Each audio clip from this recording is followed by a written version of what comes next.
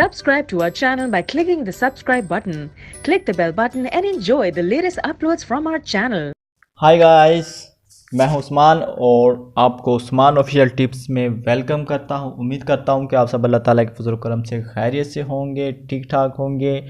कई ख़वातीन के नाखून खोखले हो जाते हैं, नाखून ख़राब हो जाते हैं, बावजूद इलाज के कोई दवा, किसी तरह की दवा असर नहीं करती, ठीक नहीं होते। ख़वातीन को चाहिए कि रोज़मर्रा की जो अशिया हैं, खाने पीने की अशिया हैं, खाने पीने की खुराक है, उनमें दूध, गोश्त और सेब वगैरह, फल वगैरह, सब्ज़ियाँ, ताज़ा सब्ज़ियाँ वगैरह आप इस्तेमाल करें।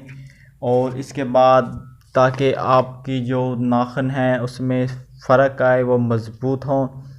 पॉलिश उतारने वाले लोशन भी नाखूनों को ख़राब कर सकते हैं। जब नाखूनों पर पॉलिश की तह लगती है तब भी नाखून मुरझाने शुरू हो जाते हैं, मुरझाने लगते हैं। कुछ ख़वातीन बर्तन धोते वक़्त हाथों को महफूज रखने के लिए मुख्तलिफ लोशन इस्तेमाल करते हैं, इससे भी नाखून ख़राब हो जाते हैं।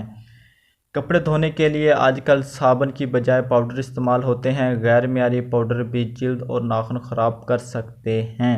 दोस्तों, आपने इन चीज़ों का एहतियात करना है और इन सब चीज़ों से आपने मियारी पाउडर वगैरह इस्तेमाल करने हैं ताकि आपके जिल्द को, आपने के नाखूनों को कोई नुकसान ना पहुँचे। अक्सर देखने में आया है कि इससे जिल्द दाग भी पड़ जाते हैं, जिल्द पर निशान पड़ जाते हैं, जला हुआ निशान जिस तरह होता है, जिस तरह जल जाए इस तरह के निशान पड़ जाते हैं, जो बड़ी मुश्किल से ठीक होते हैं।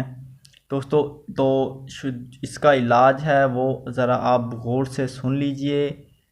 ये इलाज भी है कि लहसुन के साबुत पोथियाँ, यानी लहसुन की आपने साबुत पोथियाँ लेनी है, अच्छी तरह धोकर पानी के बड़े प्याले में भिगो दें। अगले दिन इसका जो पानी है किसी छोटे प्याले में डालकर 5 मिनट के लिए सुबह शाम इसमें नाखून भिगोएं और लहसुन छीलिए। इसके अलावा दोस्तों, आपने मेहंदी के पत्ते गुलाब के अर्क में भिगोकर पीसकर मरहम की तरह लगाने हैं, यानी आपने मेहंदी के पत्ते और गुलाब के अर्क को पीसकर लगाना है मरहम की तरह।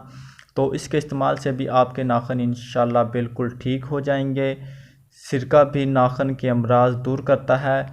एक तरकीब ये भी है कि मेहंदी के जो मुट्ठी भर पत्ते हैं जैतून के तेल में अच्छी तरह पकाकर छान कर रख लें।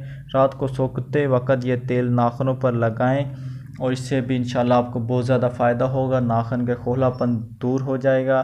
तो दोस्तों, ये वीडियो ख़ास तौर पर ख़वातीन के लिए बनाई गई है, तो उम्मीद करता हूँ आपको पसंद आई होगी। दोस्तों, आप लाइक करके हमें बता सकते हैं और सवाल जवाब के लिए कमेंट कर सकते हैं। तो दोस्तों, अगली वीडियो तक इजाज़त चाहता हूँ। अल्लाह हाफिज़।